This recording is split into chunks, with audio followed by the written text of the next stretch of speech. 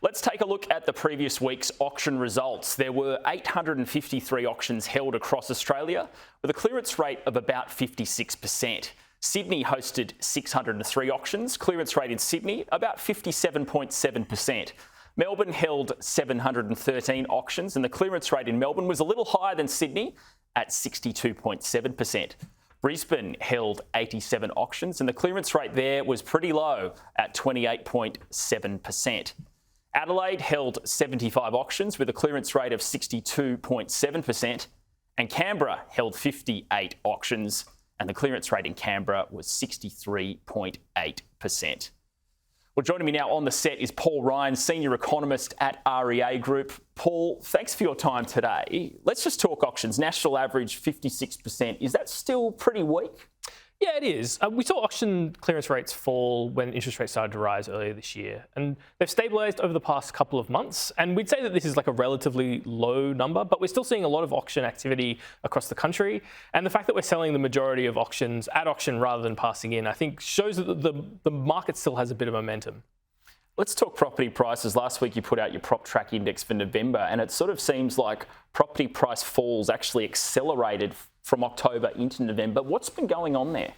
Yeah, we saw prices fall another 0.16% in November, and that was a bit more than we saw in October. But broadly, we're seeing quite small falls over the past couple of months, which is surprising given the real weight of interest rate increases we've seen.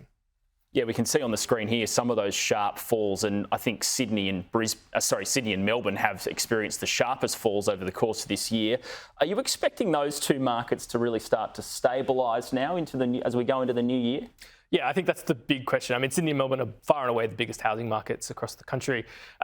We've seen Sydney and Melbourne so far, they've led the price falls. So Sydney's down about 6.5%, which is the most of any capital city. Now, it's kind of common to see as interest rates go up, prices compress a bit. So the top end of the markets decrease the most. And we've seen that both across cities as well as within cities. So the most expensive parts of Sydney and Melbourne have actually seen the biggest falls. So part of this is the way that interest rates work through the housing market. So we're kind of expecting that Sydney and Melbourne probably will keep seeing bigger falls than the other cities. And another part of that is we've seen huge amounts of demand for places like Brisbane and Adelaide.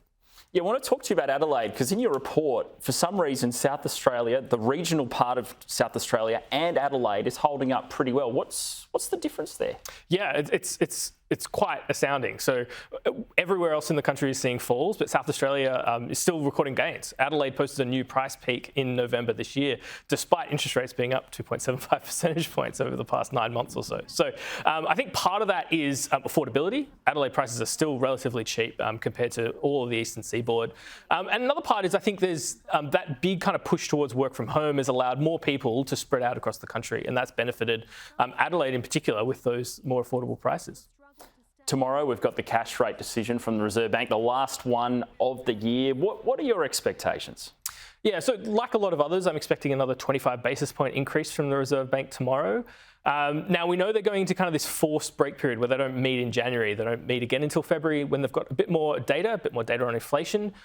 So I think kind of the RBA has signalled lately that I think they're kind of getting close to where they think interest rates need to be to kind of put the economy on that kind of even keel, as they say.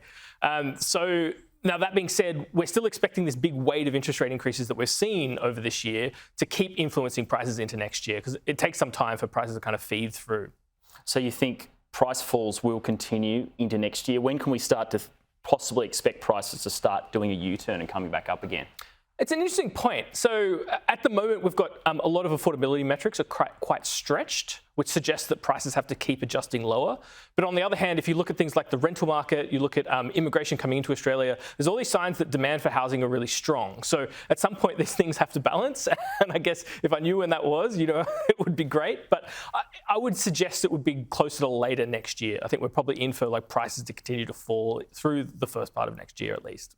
Okay, look, Paul Ryan, great to have you on the show as always. Thank you very much.